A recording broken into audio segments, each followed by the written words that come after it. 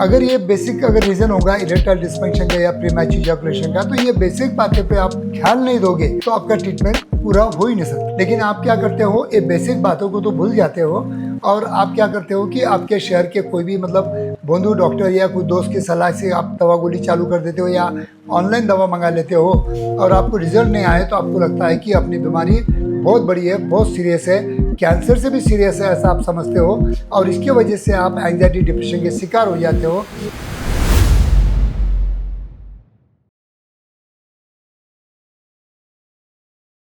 नमस्कार दोस्तों, आज मैं 40 साल से प्रैक्टिस कर रहा हूँ, 10 लाख के ऊपर मरीज देख चुका हूँ और मैं हमेशा आपको कहता हूँ कि उनके एक्सपीरियंस के बेस पे ही मैं आपके सामने उनके एक्सपीरियंस के ही ऊपर मैं वीडियो बनाते रहता हूँ ताकि आपके साथ भी अगर ऐसा होता होगा तो आप आज से ही इम्प्रूवमेंट कर सकते हैं। तो आज ऐसे ही हमारा एक सब्जेक्ट है कि हमारे जो गुप्तांग जो रहते हैं, जो पेनिस है, टेस्टिस है, उनकी कैसी केयर करना है और केयर नहीं किया तो क्या हो सकता है। इसी सभी सब्जेक्ट के बारे में आज मैं आपको साइंटिफिक इन्फॉर्मेशन देने की कोशिश करूंगा। दोस्तों, मैं हूं doctor Umesh, as a clinical sexologist. गए 40 साल से मैं प्रैक्टिस कर रहा हूं। सही में मेरे वीडियो आपको अच्छे लगते होंगे तो मेरे चैनल को सब्सक्राइब कीजिए और अच्छे लगते होंगे तो बेल आइकन का बटन प्रेस कीजिए ताकि डेली 2 वीडियो द्वारा आपको कुछ ना कुछ साइंटिफिक नॉलेज मिलता रहेगा। और वीडियो लास्ट में वीडियो अच्छे लगते हैं तो आप अपने दोस्तों को शेयर भी कीजिए ताकि उनको भी मेरे नॉलेज का बेनिफिट कुछ ना कुछ हो सकता है। तो दोस्तों, आज का जो हमारा सब्जेक्ट है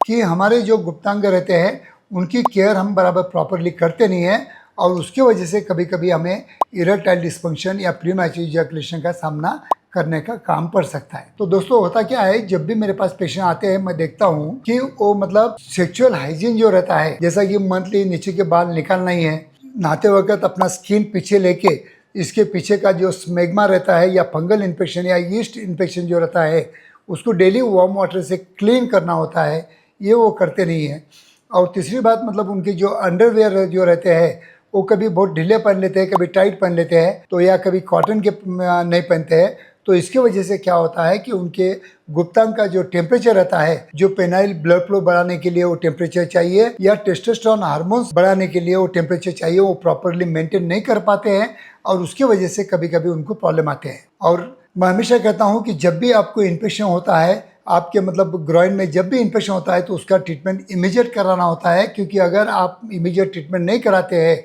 और वही इन्फेक्शन को लेके अगर आप अपने पार्टनर के साथ में अगर इंटरकोर्स करते हो तो उनको भी इन्फेक्शन हो जाता है। लेकिन बाद में आप तो हमारे पास आ जाते हो, आप तो ट्रीटमेंट ले लेते हो, लेकिन वापस जब घर पे जाते हो, इंटरकोर्स करते हो तो वापस इन्फेक्शन लेके फिर से हमारे पास आते हो।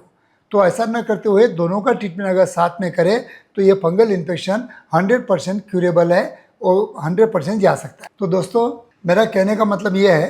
कि अपने गुप्तांग का प्रॉपरली टेम्परेचर मेंटेन रखना ये आपके हाथ में है, वहाँ का हाइजीन प्रॉपरली अच्छा रखना वो आपके हाथ में है। नहीं तो पूरा स्मेल आ सकता है, उस स्मेल की वजह से भी कभी कभी आपके पार्टनर को तकलीफ हो सकती है, उनका मूड ऑफ हो सकता है और उनका डिज़ायर भी कम हो सकता है। तो दोस्तों, मैं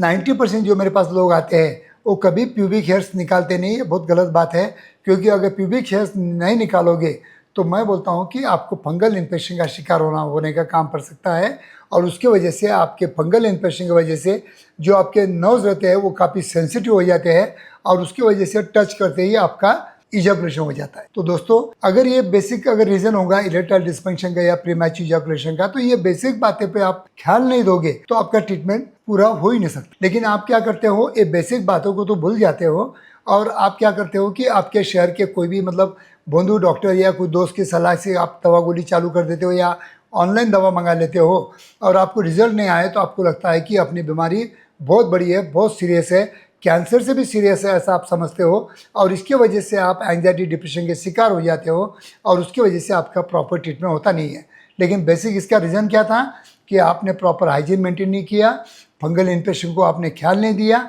ये उसका कभी कभी मेन रीज़न होता है। ऐसा मेरे 40 साल के पेशेंट को कई बार मैंने काउंसलिंग किया है, कई बार उनको एंटी फंगल ट्रीटमेंट दिया है और उसके बाद में उनको ग्रेड 1 ग्रेड 2 जो भी इरेक्टाइल डिस्फंक्शन या प्रीमैच्योर इजैकुलेशन है वो अपने आप सॉल्व होते हुए मैंने देखा है। तो दोस्तों, यही एक्सपीरियंस मैं शेयर करता हूँ और यही एक्सपीरियंस आपके लिए भी काम आ सकता है। अगर सही में मेरा वीडियो आपको अच्छा लगता है तो डेफिनेटली आपको जाते जाते लाइक करना है और शेयर करना है। थैंक यू दोस्तों।